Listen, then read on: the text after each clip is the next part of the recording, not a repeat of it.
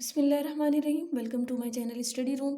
Exercise 11B question number 9 मैं आप लोगों को करा रही हूँ और जो बुक मैं फॉलो कर रही हूँ वो है Oxford 7th edition new syllabus mathematics book 1 है। जैसे कि आपको पता है कि इस एक्सरसाइज में हम क्वाड्रिलेटरल्स को पढ़ रहे हैं, उनकी जो डिफरेंट शेप्स हैं उनके बारे में हम पढ़ रहे हैं। तो क्वेश्चन नंबर 9 में ये हमसे क्या कह रहे हैं, ये हमसे कह रहे हैं the figure shows a rhombus A B C D. ये एक रोम्बस है A B C D where the diagonals A C and B D intersect at E. अब डायगोनल्स हैं, एक ये डायगोनल है ए सी और ये दूसरा डायगोनल है बी डी। ये इंटरसेक्ट कर रहे हैं इस पॉइंट ई पर।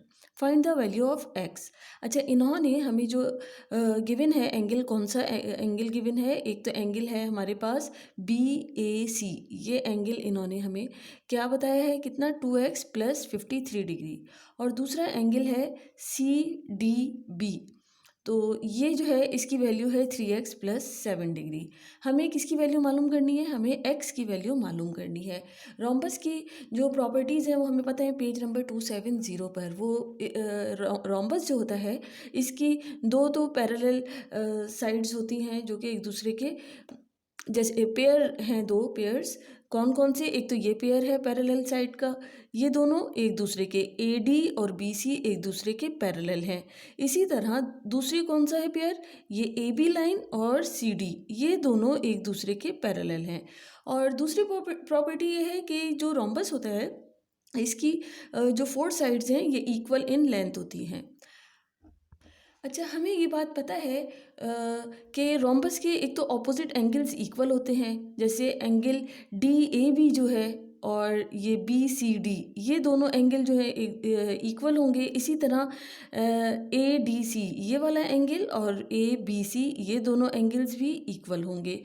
एक और बात, ये जो डायगोनल्स होते हैं जब ये ज्वाइन हो रहे हैं तो ये बाइसेक्ट करते हैं इस एंगल को। जैसे ये एंगल है ए डी सी, इधर से ये डायगोनल जा रहा है तो ये बाइसेक्ट कर रहा है।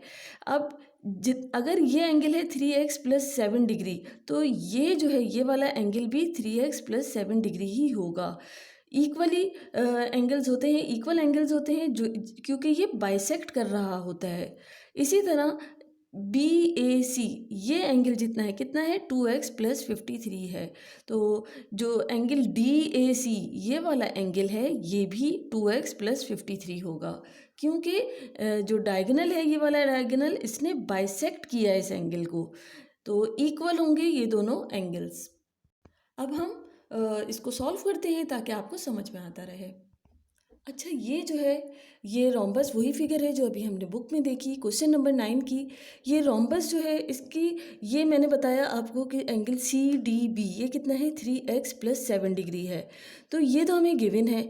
अब हमें पता है कि ये बाइसेक्ट कर रहा है ये डायगोनल, तो जो एंगल इधर है 3x + 7 डिग्री उतना ही एंगल ये भी 3x + 7 डिग्री ही होगा। ये एंगल भी 3x + 7 क्योंकि बाइसेक्ट किया है इंटीरियर एंगल, रोम्बस के इंटीरियर एंगल को। तो ये एंगल सी डी बी ये मैंने लिखा, ये कितना है, 3x + 7 डिग्री, ये हमें गिवन है। दूसरा एंगल ए डी बी ये कितना है एंगल, ये भी 3x + 7 डिग्री है। क्यों, क्योंकि ये डायगोनल ने बाइसेक्ट किया है इंटीरियर एंगल को। इसी तरह अब इसको देख लेते हैं। अच्छा, बिल्कुल इसी तरह जैसे हमने यहाँ किया, इधर भी मैंने इधर लिख के आपको बता दिया कि एंगल बी ए सी ये जो है ये 2x + 53 डिग्री ये हमें गिवन था। तो डी ए सी ये वाला जो एंगल है ये भी 2x + 53 है। क्यों, क्योंकि डायगोनल ने बाइसेक्ट किया है इंटीरियर एंगल को रोम्बस के। अच्छा, अब एक बात आपको पता है, जैसे दो पैरेलल लाइंस हैं तो उनको जब कोई ट्रांसवर्सल इंटरसेक्ट करता है तो जो इसका सेम साइड पे एंगल्स हैं, ये वाला एंगल और ऐसे देखें, ये दो पैरेलल लाइंस हैं और ये ट्रांसवर्सल इंटरसेक्ट किया है। अब ये वाला एंगल, ये दोनों एंगल्स जो हैं ये इंटीरियर एंगल्स हैं सेम साइड पर, तो इनका जो सम है वो = 180 डिग्री होगा इन दोनों एंगल्स का। इसी तरह यहाँ भी देख लें, ये दोनों पैरेलल लाइंस हैं, ये वाली लाइन और ये वाली लाइन। अब ये जो है ये जॉइंट हो गए, इधर से ये ट्रांसवर्सल कह लें, ये इंटरसेक्ट कर रहा है, तो इसका ये वाला एंगल, ये यहाँ से लेके यहाँ तक का एंगल, जब इस पैरेलल लाइन से लेके ये ट्रांसवर्सल तक, और दूसरा ये एंगल, इन दोनों एंगल्स का जो सम है वो इज इक्वल टू 180 डिग्री होगा। तो हम इसको किस तरह लिख सकते हैं? अब देखिए, ये सिर्फ यहाँ से लेके यहाँ तक तो 3x+7 था, लेकिन ये भी 3x+7 है जो हमें पता है, तो बाइसेक्ट करने की वजह से। तो इन दोनों को मैं लिख सकती हूँ 2 इंटू 3x+7 डिग्री। एक तो ये हो गया, प्लस इसको मैं लिख सकती हूँ 2 इंटू 2x+53 डिग्री, क्योंकि ये भी 2x+53 है ये वाला एंगल। तो इन दोनों को ऐड किया तो ये इस तरह लिख सकते हैं 2x+53 डिग्री। ये दोनों इंटीरियर एंगल्स का जो सम है वो इज इक्वल टू 180 डिग्री है।